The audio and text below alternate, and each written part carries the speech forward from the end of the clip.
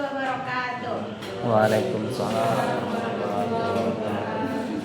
Baik, saya akan menjelaskan tentang studi Al-Quran yang 15 soal. Yang pertama yaitu apa yang dimaksud dengan asbab an-nuzul. Asbab an-nuzul merupakan bahan sejarah yang dapat dipakai untuk memberikan keterangan terhadap turunnya ayat Al-Quran dan memberinya konteks dalam memahami perintah-perintahnya. Yang kedua, menurut mana sebutkan hikmah yang terkandung dalam diturunkannya Al-Quran secara berangsur-angsur, yaitu memantapkan hati Nabi, menentang dan melemahkan para penentang Al-Quran, memudahkan untuk dihafal dan dipahami Al-Quran.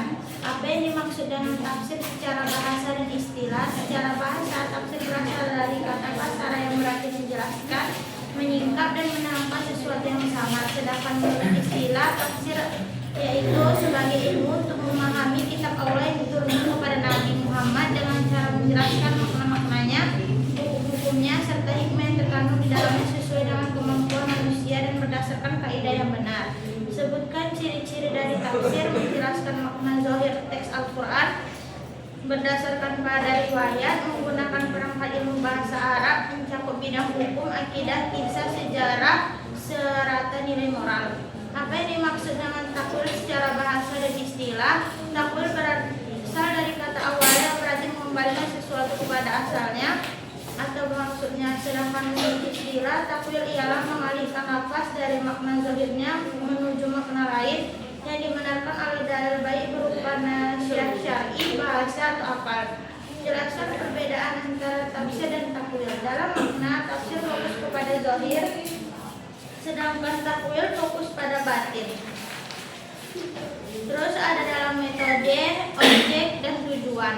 Selanjutnya ada 7 yaitu sebutkan dan jelaskan 3 pembagian zikir menurut Muhammad Zaki, yaitu zikir kolbiyah, menghadirkan Allah dalam setiap kegiatan dan aktivitas. Zikir akliyah, sebuah kemampuan mencerna bahasa simbolik Allah yang tersebar dalam gerak-gerik semesta alam. Ketiga, zikir amaliyah, zikir ini tumbuh dari hal-hal baik yang dibiasakan. Yang ke-8, sebutkan amal ibadah yang dilakukan untuk selalu mengingat Allah dan untuk ketenangan dia, yaitu dengan sholat, puasa, zakat, dan membaca Al-Quran beserta maknanya. Apa yang dimaksud dengan keadilan sosial dalam perspektif Al-Quran? Kata adil berasal dari kata adala yadlu, adalan, adalatan, udulatan, yang berarti kebenaran atau menghukum dengan benar atau adil. Adil adalah sifat perbuatan manusia ataupun tidak sewenang-wenang kepada diri sendiri maupun kepada pihak lain. Sedangkan sosial adalah memahami manusia sebagai orang yang aktif menciptakan kehidupan sosialnya sendiri. Apa yang dimaksud ekonomi Islam menurut Muhammad Abdul Manan? Ekonomi Islam merupakan ilmu pengetahuan sosial yang mempelajari masalah-masalah ekonomi dalam kehidupan bermasyarakat yang diilhami oleh nilai-nilai Islam. Sebutkan makna-makna zikir dalam Al-Quran, yaitu mengingat Allah dalam hati, menyebut nama Allah dalam lisan, menghayati ayat-ayat Allah dan menjadikannya pedoman hidup. Sebutkan zikir apa yang menjadi sarana peningkatan kecerdasan emosional. Ada zikir yaitu zikir harian, zikir sholat, zikir hati, zikir kolektif, dan zikir melalui amal.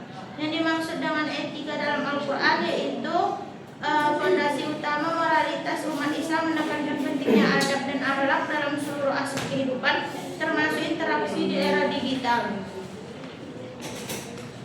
Ada 5 prinsip-prinsip utama dalam bermedia sosial, yaitu dengan cara tabayun, menjaga lisan dan tulisan, larangan riba dan tajasus, menyampaikan kebaikan dan nasihat, menjaga ukhuwah dan persaudaraan. Yang terakhir, sebutkan dampak negatif dan positif dalam bermedia sosial, yaitu dampak negatifnya penyebaran fitnah, hoax, dan ujaran kebencian, dan dampak positifnya itu dampak silaturahmi dan kreativitas.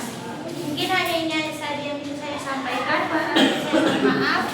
Wassalamualaikum warahmatullahi wabarakatuh. Waalaikumsalam warahmatullahi wabarakatuh.